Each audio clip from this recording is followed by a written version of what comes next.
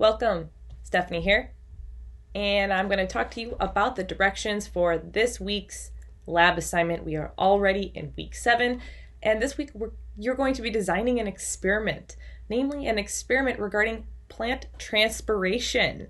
We are wondering, the world is wondering, what are some things that could affect the rate of transpiration in plants?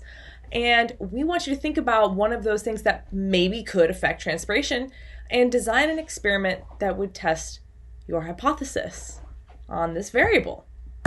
There are countless possible models that could explain the observation that transpiration rates vary between plants.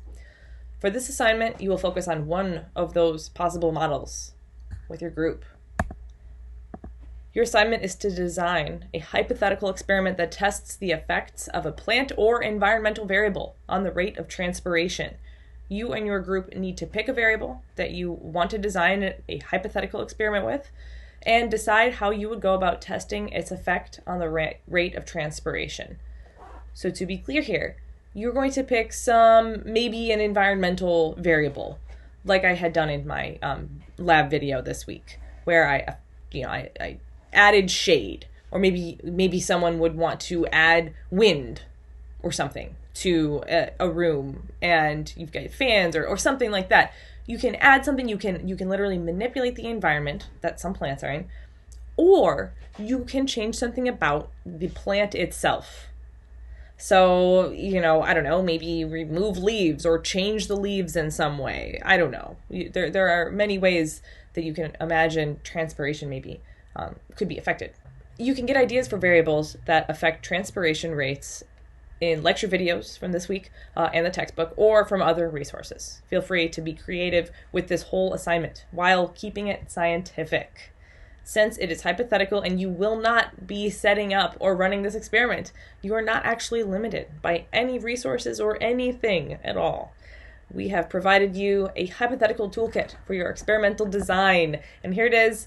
It's got a lot of the basic stuff that you would find in a greenhouse or in any sort of outdoor grow situation, and we've got all sorts of measuring devices. We've got all sorts of supplies for growing plants and affecting or adjusting plants in ways. So we, for example, we've got wax, where maybe you'd want to seal some surfaces of leaves or something like that. We even have synthetic trichomes. Yeah, these are fresh on the market, fresh on the hypothetical botanical market. They come in various sizes and shapes. You're even equipped with skilled botanical assistants, as many as you need. They know how to program botanical robots, which are able to do things with, say, little synthetic trichomes, like attach them to leaf surfaces. Crazy ideas. Imagine all the things that you could manipulate with all of these things. And look at number 23, other items as well from your hypothetical personal plant research collection. You have very few limitations here. So be creative with it, please. So your job specifically here is to use the scientific method and create a set of procedures to test a hypothesis. You will produce 3 different sections in Google Slides for this assignment. In theory, you could use Google Docs too if that works better. The main thing is that you have all of these things that I'm about to talk about. 3 sections just to organize it into areas where we can kind of allocate points and organize it, as you'll see. But it doesn't need to be on exactly 3 Google Slides. It can be on as many slides as you need.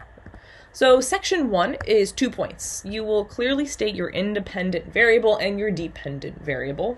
These don't necessarily need to be in a full sentence, maybe a nice bullet point, but just very clearly spelled out. Now your hypothesis and null hypothesis, these do need to be in full sentences. And also you're going to need to make a list of your materials. So you might need to come back to section 1 after you've done section 2. Section 2, which is 5 points. In 2 to 4 paragraphs and figures or drawings if necessary. Again, you do not need to do this on a single Google slide. You can spread this out across multiple slides. You're going to write out your experimental design. And in this experimental design, you'll explain your methods that you will use to test your hypothesis regarding the variable that you are manipulating. How will you manipulate the plant, or how will you manipulate the environment? How many treatment groups will you have? What are they? Clearly state what measurements you will take and how, although I'm going to explain that for you in the next part of this video. If you hang tight, I will literally explain that part for you. And also, you're going to make sure that your experiment is designed in a way that will allow for an objective conclusion to be made. You're going to, make a proper controlled experiment with replicates and randomization. You will explain to us how you will control for external factors that could be affecting your results. And you're welcome to use figures to supplement your text if necessary. Figures or drawings, whatever you would need. Section 3, which is 3 points. Now, this is where we do something absolutely crazy. Just crazy. Please sit down for this. It's wild. We're just going to make up your results. Completely make them up. In fact, I'm going to tell you what your results are. The results of your experiment is that your null hypothesis was rejected. It was very clearly and strongly rejected. Wow. Great. Awesome results. Okay, so if your null hypothesis was to be rejected, what measurements would you expect to have been recorded in your experimental and your control groups? So what data would you have collected in order to reject the null hypothesis with the experiment that you set up? Imagine your data showed trends that really strongly and clearly rejected your null hypothesis. We need you to produce 2 things. First thing, a data table showing hypothetical raw data you collected. Maybe at least 10 or so data entries. I know you might have had 40 or 50 or 200 replicates, who knows. And so at least 10 of those data entries and clearly label the headings of this data table. Okay. The other thing is we want you to just throw together a very simple, and this is not going to be extremely accurate by any means, but it needs to show the trends of your data if your null was rejected. So simple figure representing your data, maybe a bar graph or a histogram or a pie chart even. It depends on what type of data you collected, maybe even a line graph. Let your TA or me know if you need help figuring out what kind of figure would be best for your data. Now, just to be really clear here, you'll notice that we are totally skipping some of the steps needed to effectively falsify a hypothesis. For example, we aren't actually analyzing any results. Instead, we're doing it backwards here. I'm telling you that your null was rejected, and then you're giving me data that would show that. This is only okay because it is hypothetical, of course. In real science, you record and analyze the data and later make conclusions about the results. Just to be super clear. Okay, now the rest of this video is sort of going back to step 2, where at some point we're going to ask you to summarize the methods that you use to measure the rate of transpiration. And so here's what you can use to sort of summarize that part.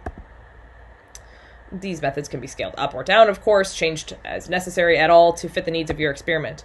For your lab assignment, you don't actually need to perform any calculations since you're not collecting real data. And then I'm asking you to record just kind of fake data. So you don't need to make any calculations, but I'm going to tell you them anyway. The following calculations are just for your reference. Instead, you need to briefly summarize which method you would use. As I'm about to show you, there's 2 kind of basic methods here. So one way is to put plants, maybe a cutting of a plant, or maybe even a whole seedling of a plant, into a vial, preferably a clear vial that's got measurements on it, and have them all start at the same level. You've got to have either a cap or a layer of oil to prevent evaporation here. So water the same amount at the same time. Okay, great. Let's say that the starting level here is at 10 milliliters. Great. Now, time goes on, we've waited for 2 hours, or maybe in your experiment, you'll have waited for 24 hours, or a week, or 6 hours, I don't know. Here, I've waited for 2 hours, for simplicity. And notice, water levels have gone down in varying degrees. Well, transpiration is presented as a rate. For example, the amount of water lost per unit time. or in other words, the amount of water lost per unit time. For example, grams of milliliters of water lost per hour. So our starting weights, remember, was 10 milliliters. We waited 2 hours, and now we've remeasured the weights, and now we can get the transpiration rate. Okay, so now the levels are as shown. 8, 6, and 4 milliliters. Since they started at 10, it's some pretty simple math here. Just 10 minus 8, which is 2, divided by 2, which is 1. Okay, and so 1 milliliter per hour is the transpiration here. And the math is as follows. Please feel free to pause here and follow along with the math if you'd like. 1, 2, and 3 milliliters per hour is what I got. Okay, if we wanted to take it to the next level, then you could refine the units for transpiration. This will allow for more powerful and legitimate comparisons to be made. For example, milliliters of water lost per centimeter square of leaf area per hour. So if we also measured the centimeter squared, the surface area of the leaves here, then we could make for a more accurate and comparable value to look at, to compare between our individuals here. And all I did was I took the transpiration rate and I divided it by centimeters squared.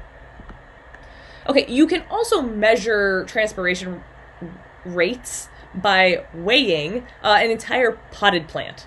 It's a very similar process. You start them off, all of your individuals, treatment groups, control groups, start them off with identical pots, equal soil amounts, water them the exact same amount at the beginning, and at the exact same time. Make sure that they're not losing any water, like maybe you've got something to catch the water underneath them so that they don't lose any.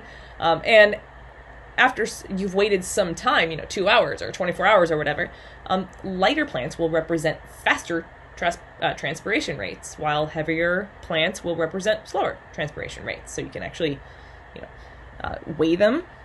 Cool. And you would do it the exact same way. That's the same math from the previous slide.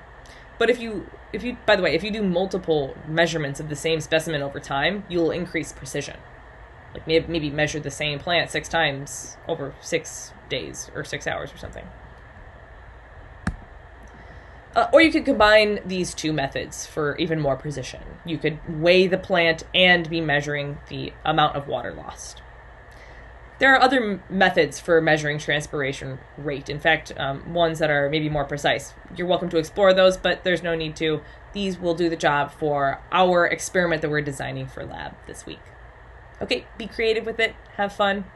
Talk to you soon.